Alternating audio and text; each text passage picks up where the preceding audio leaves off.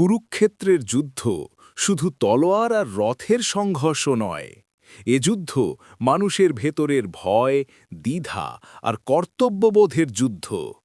এই যুদ্ধের মাঝেই জন্ম নেয় এক মহাবাণী, শ্রীমদ্ গীতা।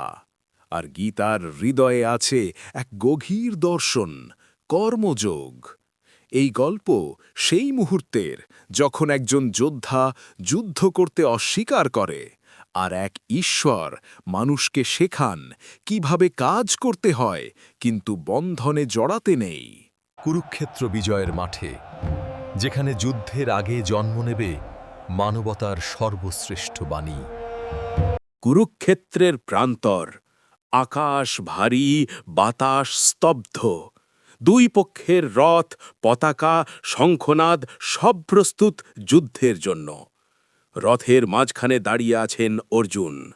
অর্জুন তার রথে দাঁড়িয়ে কৃষ্ণকে বলেন, হে কেশব, আমার রথটি দুই সেনার মাঝখানে নিয়ে চলো।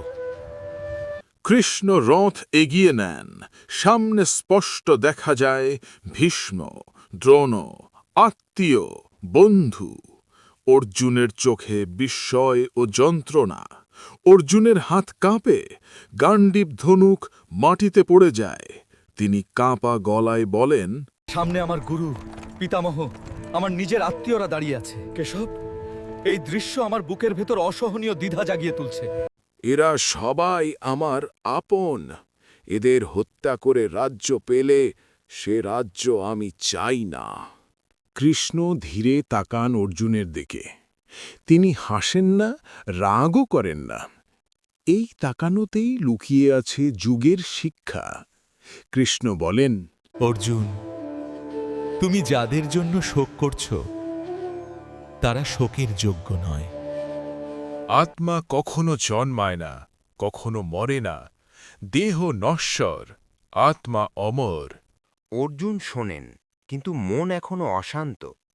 তিনি বলেন, যদি আত্মা অমর হয় তবে এই হত্যার দায় কার?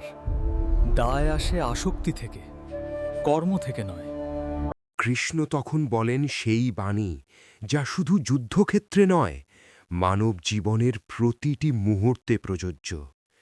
কৃষ্ণ বলেন, তোমার অধিকার শুধু কর্মে, কর্মের ফলে নয়। ফলের লোভে কাজ করো না, আবার কর্ম ত্যাগ করো না।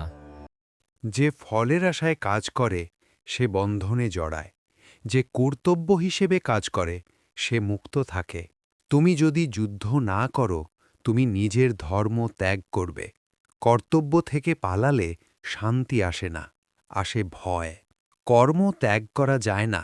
শ্বাস নেওয়াও এক ধরনের কর্ম, চুপ করে বসে থাকাও কর্ম। কিন্তু সমস্যা কর্মে নয়, সমস্যা কর্মের সঙ্গে জড়িয়ে থাকা আসক্তিতে। যে মানুষ ফলের লোভে কাজ করে সে কাজের দাস হয়ে যায়, আর যেই মানুষ কর্তব্য হিসেবে কাজ করে সে কাজের ঊর্ধ্বে উঠে যায়। সব কাজ আমাকে সমর্পণ করে করো, জয় পরাজয় সব আমার হাতে ছেড়ে দাও। এই কথায় অর্জুনের চোখ বদলে যায়। ভয়ের জায়গায় আসে স্থিরতা, দ্বিধার জায়গায় আসে দায়িত্ববোধ। তিনি বোঝেন কর্মই জীবন, আর নিষ্কাম কর্মই মুক্তির পথ। গান্ডীব আবার উঠে আসে তার হাতে। মেরুদণ্ড সোজা হয়, চোখে আর জল নয়, চোখে প্রত্যয়, বুকে বল। অর্জুন বলেন, হে কেশব, আমার মোহ দূর হয়েছে। আমি আমার কর্তব্য পালন করব।